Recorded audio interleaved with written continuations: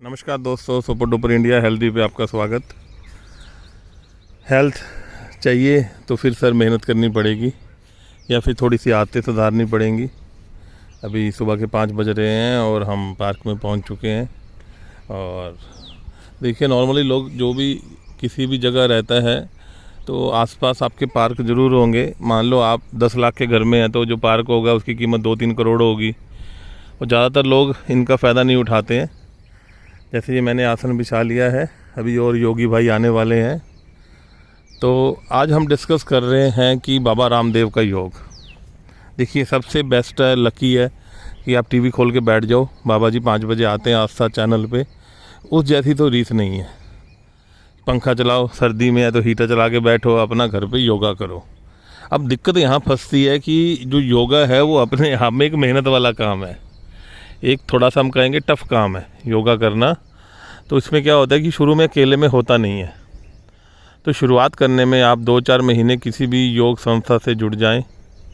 आपके आसपास 1 किलोमीटर के अंदर कहीं ना कहीं सुबह सुबह योग होगा, कहीं मंदिर में, किसी पार्क के प्रांगण में, या कोई अगर मान लो आपके यहाँ नहीं है तो आप पेड क्लासें भी ले सकते हो। योग की क्लास नॉर्मल 1000 रुपये महीने में मिल जाती है, ज़्यादा पैसा नहीं होते और 1 घंटे की क्लास होती है। तो आप योग की क्लास शुरू में ज्वाइन कर सकते हो।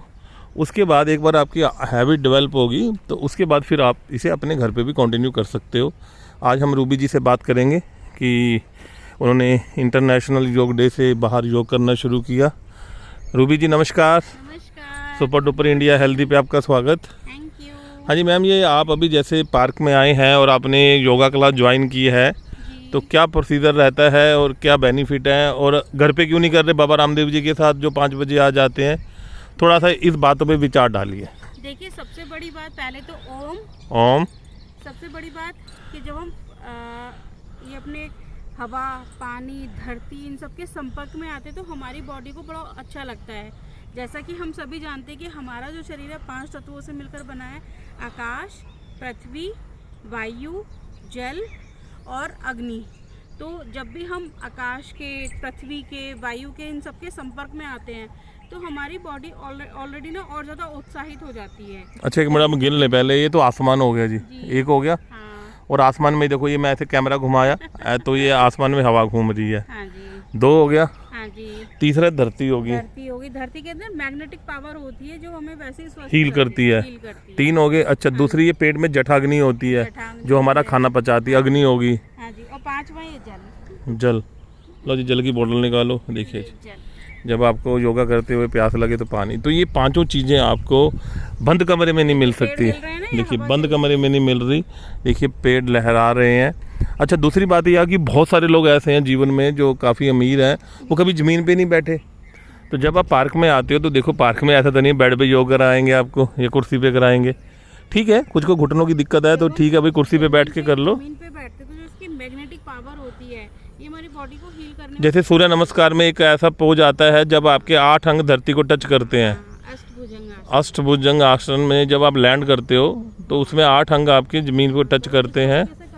हाँ, तो मैम आपको करके दिखा रही हैं अष्टभुजंग आसन। ये देखिए, तो इसमें 8 अंग आपके धरती को टच करते हैं। 2 पैर, 2 बाजू, आपका हार्ट, 2 घुटने। हाँ 2 घुटने, छाती, आपकी चिन और आपका माथा। हाँ, तो ये इस तरह से जब हम पार्क में धरती माता के संपर्क में आते, देखो धरती को माता बोला जाता है। पूरी दुनिया में भारतवर्ष एक ऐसा देश है जिसमें हम धरती को माँ बोलते हैं। हाँ हाँ, तो ये सारी चीजें जैसे हम शिथिल आसन करते हैं तो हम इस तरह से अपनी बॉडी को यहाँ ऐसे लगा देते हाँ हैं। तो ये सारी चीजें ना, हाँ, तो पार्क में आके आपको लगी एक तरह की अनुभूति होती है।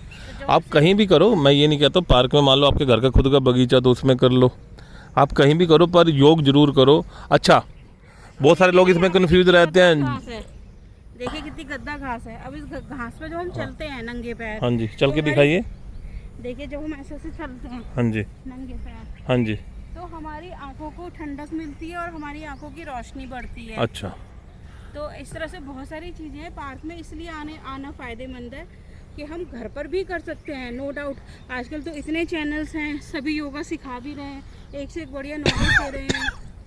बट जब आप पार्क में आके करते हो तो आपको एक अद्भुत आनंद की अनुभूति होती है। देखिए जी कितना आसमान नीला है, देखिए बिल्कुल नीला आसमान है, हल्की हल्की बदलियाँ है और बिल्कुल चिड़ियों की चहचहाट सुनिए।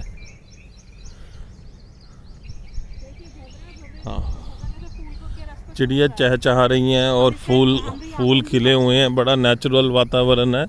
ये देखिए फूल के अंदर भंवरा रस चूस रहा है जी। अब हम भ्रामरी आसन करते हैं, उसमें तो भंवरे ऐसे ही की आवाज़ भंवरा निकलती बनते है।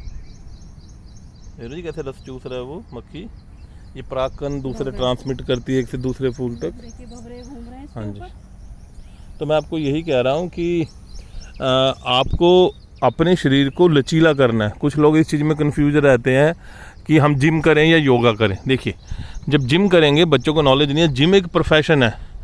बॉडी बिल्डर जिसे कहते हैं, बॉडी बिल्डर जो ऐड करते हैं, या कुछ लोगों को शौक़ होता है कि, या कुछ फिल्में दिशाहीन करती हैं बच्चों को कि बॉडी बनाओ। अब उसमें दिक्कत क्या है कि एक बार आपने जिम जाना शुरू कर दिया, आपने बॉडी बना ली, तो फिर आपको ज़िंदगी आपको जिम ही करना पड़ेगा। जबकि जो योग है वो आपके शरीर को लचीला बनाता है। वो क्या करता है, आपको शरीर को लचीला बनाता है, फ्लेक्सिबल बनाता है, और आपके सारे अंगों का एक्सरसाइज होने से आपको कोई बीमारी नहीं लगती। तो रूबी जी बताइए कि योग करने से क्या क्या फ़ायदे हैं। वैसे योगी भाइयों को पता है, फिर भी आप थोड़ा एक बार बताते रहें। देखिए जब आप योग करते हो तो आप खुश रहते हो, आपका शरीर स्वस्थ रहता है, आपकी बॉडी फ्लेक्सिबल हो जाती है, आपकी एफिशिएंसी बढ़ जाती है, और आप लोगों को आपकी सोचने समझने की, डिसीजन लेने की पावर बढ़ जाती है। तो ऐसे बहुत सारी चीज़ें जो हमें पता नहीं चलती, ऑटोमेटिकली हमारे शरीर में पॉजिटिव चीज़ें बढ़नी शुरू हो जाती हैं। अच्छा, बाकी लोग कुछ कंफ्यूज रहते हैं आसनों को लेके। देखिए जैसे यहाँ पे 10-12 भंवरे हैं, देख रहे हो जी, काले काले भंवरे। तो इसमें भंवरा आसन भी होता है, ये देखो कितने भंवरे हैं। हाँ, भ्रामरी आसन। तो ये भंवरे वाले आसन में दिमाग के अंदर शांत किया जाता है, ऐसे आवाज़ निकाली जाती है, ऐसे थोड़ा शरीर भी हिलाया जाता है। आप आसन कैसे भी कर लो, जैसे बंदर की तरह खुजलाई करो। आसन में हम क्या करते हैं, अपने दोनों अंगूठों को यहाँ हाथ कान के अंदर डाल लेते हैं। हाँ जी, और अपनी आंखों को बंद कर लेते हैं। हाँ, और फिर उसके बाद भंवरे की तरह गुंजन करते हैं, लंबा गहरा सांस लेके।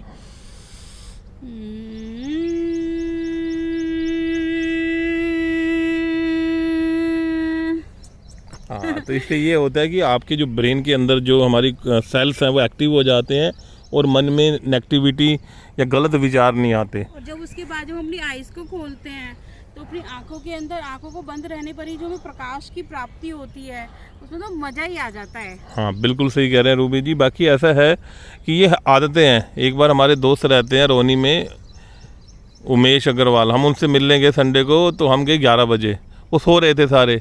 अब कुछ शहरों में ये ट्रेंड हो गया कि लोग ज़्यादातर सुबह लेट उठते हैं, 9 बजे उठे, पेस्ट किया, कपड़े बदले और दफ्तर भाग गए। ये चिड़ियों की चहचहाट सुन ही नहीं पाते। हाँ, वो नेचुरल सारी चीज़ें खो देते हैं। बस उसमें क्या कि रात को थोड़ा 9 बजे सो जाइए तो अपने आप आपकी 6-7 घंटे बाद आँख खुल जाती है। 4 बजे उठिए, स्नान करिए, आप अपना, हाँ, सुंदर साफ कपड़े पहनिए, निश्चल रह के। हाँ, फिर आप निर्मल मन से आप योगा हाँ, करेंगे ना, निश्चल रहकर। और जब निर्मल मन से आप योगा करते हैं तो इसका बहुत आनंद, भगवान भी खुश होता है, भगवान भी आपकी मदद करता है। आजकल तो सर देश के तकरीबन हर एक सरकार चाहती है, राज्य सरकारें भी चाहती हैं, सेंट्रल गवर्नमेंट भी, कि जगह जगह पार्क हों और लोग पार्कों में आएँ।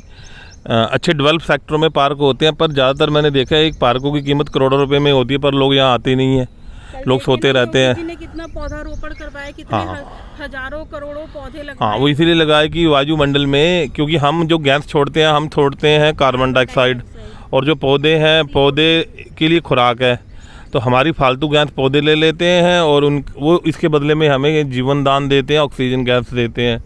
तो ये छोटी छोटी बातें हैं।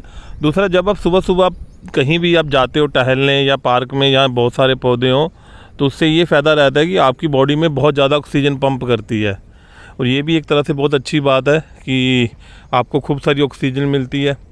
तो कोशिश करिए सुबह जल्दी उठ के, आप एक बार हैबिट डेवलप कर लेंगे, फिर आपको दिक्कत नहीं आएगी। अच्छा, इसमें एक चीज़ और है कि अगर आप गर्मियों में शुरू करोगे तो फिर सर्दियों तक आपकी आदत बदलती नहीं है। हाँ, सर्दियों में योग शुरू करना हो, सर्दियों में थोड़ा टफ हो जाता है, क्योंकि सर्दियों में मौसम ठंडा होता है, हाँ, तो आप थोड़ा कर नहीं पाते। पर अगर आप समर वेकेशन में ये काम शुरू करेंगे तो आप बड़े ईजी वे में कर सकते हो। बाकी ये अच्छी आदतें ज़िंदगी भर आपको साथ देती हैं। बाकी पंगा बीमारियों का भी है कि अभी सेकंड वेव चल रही है कोरोना की। अब भगवान ना करे तीसरी आ गई और आपके फेफड़े कमज़ोर हैं तो कोरोना ढीले जाएगी साथ अपने। अब इसमें ज़्यादातर वही लोग बचे हैं जिन लोगों के फेफड़े अच्छे थे। तो ज़्यादातर आप जब योग करते हो तो उसमें आधी से ज़्यादा एक्सरसाइज तो आपके फेफड़े मजबूत करने वाली होती है। जैसे मान लो जितने प्राणायाम हैं वो सारे आपके फेफड़ों से लिंक है। बताइए मैम, प्राणायाम क्या होते हैं, कितने तरह के होते हैं, कैसे किए जाते हैं? प्राणायाम जैसे कि कपालभाति हो गया, आप उसमें अपना चाहे तो घुटने पे हाथ रख ले, चाहे आप अपनी कोई भी मुद्रा बना ले, और आपकी मर्जी, आप ब्रजासन में बैठे, सुखासन में बैठे, और फिर आपको सांस छोड़ के पेट को अंदर करते हुए सांस छोड़नी होती है। इस तरीके से होता है। हाँ, देखिए आप योग किसी से भी देख लो, देखो अब कुछ लोग चिढ़ते हैं कि तूने बाबा रामदेव का नाम ले लिया, तुमने तो उसका नाम ले लिया। देखिए योग किसी के पापा की प्रॉपर्टी नहीं है, ये तो हमारे ऋषियों मुनियों की खुराक है। अच्छा, एक चीज़ और है जो लोगों को नहीं पता है कि जो पहले योग करते थे, योगी करते थे, जो कि समाज को छोड़ के पहाड़ों में रहते थे, वो योग करते थे, तप करते थे। पर कलयुग में खाना पीना माहौल इतना गंदा है कि आम आदमी को भी योग की ज़रूरत है। एयर इतनी खराब, हाँ, एयर क्वालिटी इतनी ख़राब है। आप अनुलोम विलोम कर सकते हैं। तो कोई भी आदमी ज़िंदगी में, देखिए जो पुराने योगी थे, योगी तो बन नहीं सकता। योगी का मतलब है कि पहाड़ों पे रहो, अपने 20-20 घंटे 10-10 घंटे समाधि में जाओ।